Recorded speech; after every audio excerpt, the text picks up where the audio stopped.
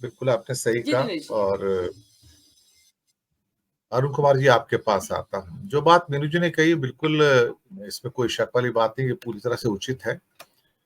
और आज ही human watch rights की 2024 की डिटेल रिपोर्ट आई। मैंने उसके ऊपर एक एपिसोड रिकॉर्ड किया है, जिसमें सबसे बड़ा जो रिपोर्ट इंडिया के ऊपर ही आया, उसके अंदर अंतर्राष्ट्रीय जो 100 देशों से ज्यादा की रिपोर्ट आई है, जहां भारत में एक्टिविस्ट के ऊपर, जर्नलिस्ट के ऊपर, इसके अलावा फोटोग्राफर हों या कार्टूनिस्ट हों या विपक्ष के लोग हों या कोई भी व्यक्ति जो सरकार की आलोचना करे, उनके ऊपर जो प्रतिशोध, उत्पीड़न और प्रताड़ना की कहानियां हैं, मणिपुर भी है, पहलवानों का केस भी है।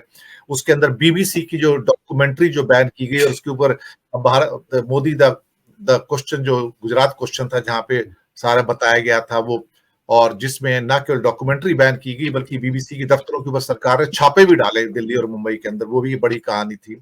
और इसके अलावा मणिपुर के जो चर्च जलाए गए हैं, जो वहां लोगों को मारा गया है, पहलवानों का किस्सा है।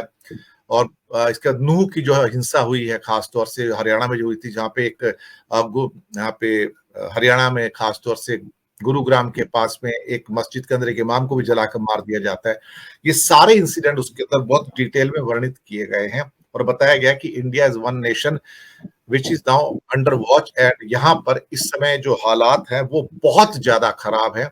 द जो सिविल सोसाइटी है दुनिया की, उन्हें इस बात का नोटिस लेना चाहिए कि इंडिया में जो लिविंग कंडीशंस है माइनॉरिटीज के लिए, या people who are poor like Dalit या आदिवासी हैं, उनके लिए भी बहुत हालात खराब है। और जो भी सरकार को विरोध करता है ह्यूमन राइट्स में, उनका उस ह्यूमन वॉच राइट्स की जो रिपोर्ट के अंदर बहुत डिटेल के अंदर सारी चीजें दी हैं।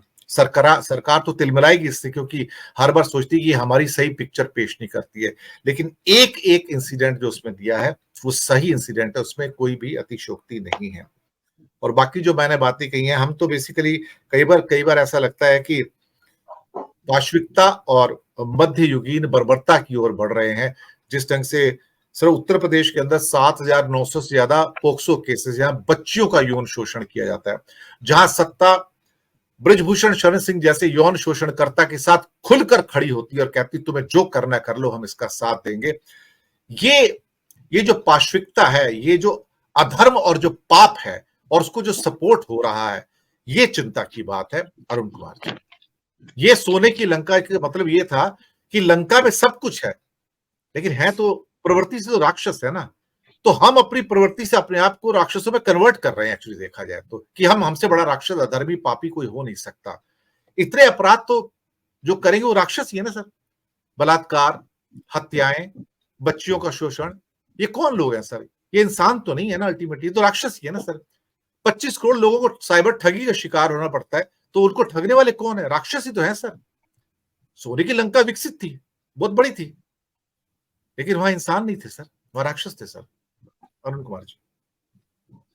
जी सर, आपने जो भूमिका बांधी है वो बहुत विस्तृत है। जहां तक क्राइम या जुर्म का ताल्लुक है, मैं आपको वो एबीसी आपका से लेकर चल वो जी आपका ही जी फील्ड है, आप तो पुलिस जी विभाग में रहे। जी मैं आपको एबीसी से लेकर चलता हूं। जो थाने होते हैं वो करीब करीब 1 लाख की आबादी पर एक थाना होता है। जैसे दिल्ली में अभी आज की डेट में 140-143 थाने हैं, मेरे टाइम में 90 होते थे। हर एक थाने में डिवीजन होते हैं, डिवीजन अफसर होते हैं जो सब इंस्पेक्टर लेवल या एसीआई लेवल के होते हैं। उनके नीचे हेड कांस्टेबल्स होते हैं, बीट ऑफिसर होते हैं। बीट ऑफिसर अपनी बीट का पूरा ध्यान रखते हैं। वो बिल्कुल ऐसा होता है जहां पर एक भी पत्ता हिलता है, एक भी रेडी लगती है या कुछ भी होता है तो उनके पास पूरी इंफॉर्मेशन होती है। हमारे टाइम में थानों में इंस्पेक्टर्स कम होते थे, अभी इंस्पेक्टर्स 4 होते हैं। और जो छोटे जुर्म है, मतलब जो पुलिस को इसकी सूची बनानी होती है, वो बहुत अलग किस्म की होती है। ये मैं आपको बता देता हूं कि थानों में जितने केस रजिस्टर होते हैं उससे 3 गुना 4 गुना अनरजिस्टर्ड केस होते हैं, जिनको बाहर से बाहर रफा दफा कर दिया जाता है। खास तौर से मेरे जहां पर मैं रहता हूं वहां पर रीसेटलमेंट कॉलोनीज हैं, झुग्गी झोपड़ी बहुत हैं, और वहां पर जो छोटा क्राइम है वो बहुत ज्यादा है। तो ज्यादा होने की वजह से वो अपने 4, 5, 6, 8 किलोमीटर के एरिया में क्राइम करने के बाद अपने एरिया में आ जाते हैं। अब डिवीजन अफसर जो हैं उनका क्या काम होता है? उनका काम ये होता है कि भाई अगर उनके इलाके में कुछ ऐसी घटना होने वाली हो जिसकी उनके पास इंफॉर्मेशन होती है, जो थानों में मुखबिर टाइप के लोग होते हैं, उनको पलोस के रखना। और उसमें जो बड़े क्राइम होते हैं, मान लीजिए रात को कोई ट्रैप लगा दी गई है, उसमें कोई पैसा पकड़ा गया, कोई चोरी पकड़ी गई, तो पहले तो थानों में 2, 3 दिन उसकी इन्वेस्टिगेशन वैसे ही होती रहती है, उसको रजिस्टर नहीं किया जाता। नॉर्मली रजिस्टर नहीं करते। अगर कोई पब्लिकाइज हो जाए, उसका उसका प्रचार प्रसार हो जाए, तो उसको रजिस्टर मजबूरी में करना पड़ता है। मेरे टाइम में थानों में केसेस कम हुआ करते थे। जो मेरे टाइम में हीनियस क्राइम होते थे, वो इस समय आजकल हीनियस क्राइम में नहीं गिने जाते। जैसे 323, 324, 325, 326, 107, 51 तो गाजर मूली होते थे। या रात को अगर आप 12 से 4 बजे तक घूम रहे हो तो स्ट्रेंजर रोल हम काटा करते थे। उसमें आपकी पहचान होनी चाहिए। आज सबके पास पहचान है, इसलिए किसी को स्ट्रेंजर रोल काटने का कोई समय भी नहीं है। और इन्वेस्टिगेशन इतने ज्यादा केसेस होने पर जो पेंडिंग होते हैं केस, और जब पेंडिंग होते हैं तो एक आदमी पे एक केस हुआ, 2 हुए, 3 हुए, आपने उसको घेरे में लिया नहीं। हम तो 2, 3 केस होने के बाद ही बीसी बना दिया करते थे, बैड करेक्टर जिसको हम कहते हैं। वो थानों में उनकी फोटो भी होती थी, उनके हाथ पैरों के निशान भी लिए जाते। अब बात करते हैं, अगर देशव्यापी बात की जाए तो केसेस जो हैं कौन कौन से होते हैं। अभी आपने डिवीजन कर दिया, जो यौन शोषण के केस होते हैं। नंबर टोटल बताए, एनसीआरबी के जी आंकड़े जी कहते जी हैं साढ़े जी जी 35 लाख केस दर्ज हुए, जी जी। तो आप कह रहे हो उससे 4 गुना तो दर्ज ही नहीं हुए हैं। नहीं, नहीं हुए, नहीं हुए। और मेरा ये कहना है कि जैसे साइबर क्राइम है, हमारे यहाँ एक दिल्ली में साइबर क्राइम इस नाम पर चला कि सागर रेस्टोरेंट की एक थाली की पेमेंट करो तो आपको एक थाली फ्री में मिले। बहुत समय तक चलता रहा, बहुत समय तक। उसकी रिपोर्टिंग भी की गई, पर उस पर कार्रवाई कोई नहीं हुई।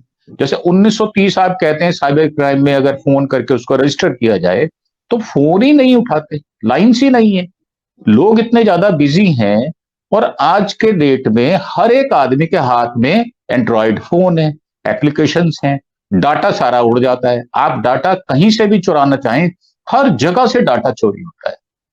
और ये जो जो अपराध की श्रेणी है, उसको भी बहुत नीचे लाया गया। अब पहले 307, 308 में जमानत नहीं होती थी, 506 में नहीं जमानत होती थी, आजकल हो जाती है। ये अटेम्प्ट टू मर्डर, इसको हीनियस क्राइम में गिना जाता था कि ये दोबारा भी अटेम्प्ट ले सकता है। ये जो जराइम पेशा आदमी है, ये दोबारा भी अटेम्प्ट लेगा। परंतु आजकल कुछ ऐसा होता नहीं है, सेशन कोर्ट में उसकी जमानत हो जाती है। तो जो क्राइम का डिवीजन है, जो इसके विभाग बनाए गए हैं, वो अलग किस्म के हैं। बहुत सारे, पहले हमारे टाइम में तो शराब पी के लोग लेट जाते थे, फोन कर देते थे, पीसीआर आ जाती थी, तो हम उनको बहुत ज्यादा तवज्जो नहीं देते थे। इतना करते थे भाई उनको शराब उनकी उतर जाए, उसके बाद उसको घर भेज जाए। आजकल तो पीसीआर जाती ही नहीं। और ये पीसीआर के पॉइंट्स होते हैं जो वो अपने एरिया को कवर करती है, उसका एक सीमित दायरा होता है। नो डाउट आज की डेट में 400 से ज्यादा पीसीआर है।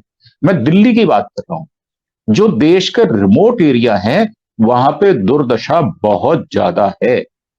वहां पर छोटे क्राइम जिनकी गिनती मानी नहीं जाती, जो रजिस्टर होते नहीं है, वहां पर 4 गुना की जगह 6 गुना, 8 गुना, 10 गुना भी हो सकते हैं।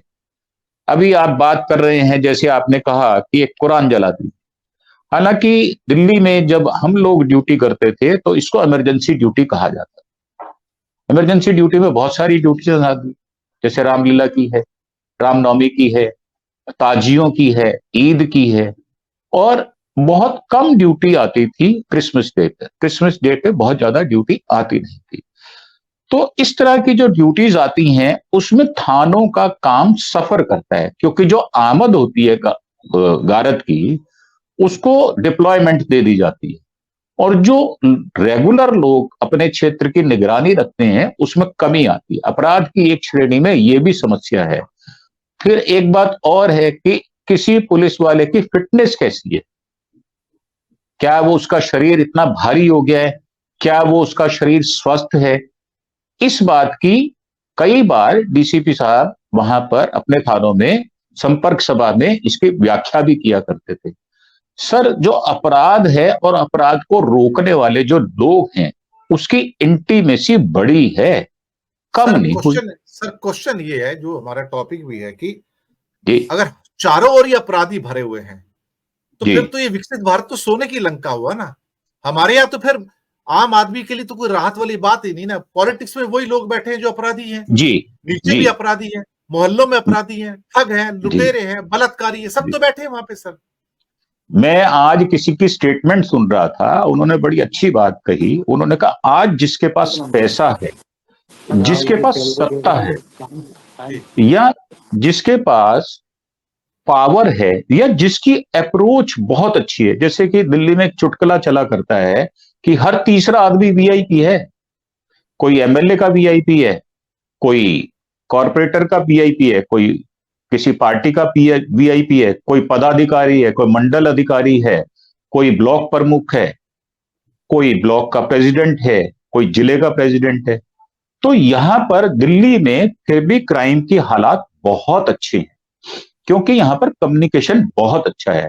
परंतु जो रिमोट एरिया है, जहां पर थानों का क्षेत्र विस्तृत होता है, बड़ा होता है, और नफरी कम होती है, नफरी मतलब संख्या कम होती है, जो उसको पुलिस बल कहते हैं, वो नफरी मतलब संख्या में कम होता है, वहां और भी ज्यादा मुश्किल आती है। क्योंकि एक आदमी के पास एक पीसीआर वाली मोटरसाइकिल होती है, वो जाया करता है। बीच में बहुत बार सुना भी गया कि साइकिल पर बीट कांस्टेबल्स जाएंगे, बहुत सारी बातें आती रही हैं। तो मेरा कहना यह है कि जो पार्श्विकता है उसका कोई संबंध नहीं है हमारी 5 ट्रिलियन इकोनॉमी से।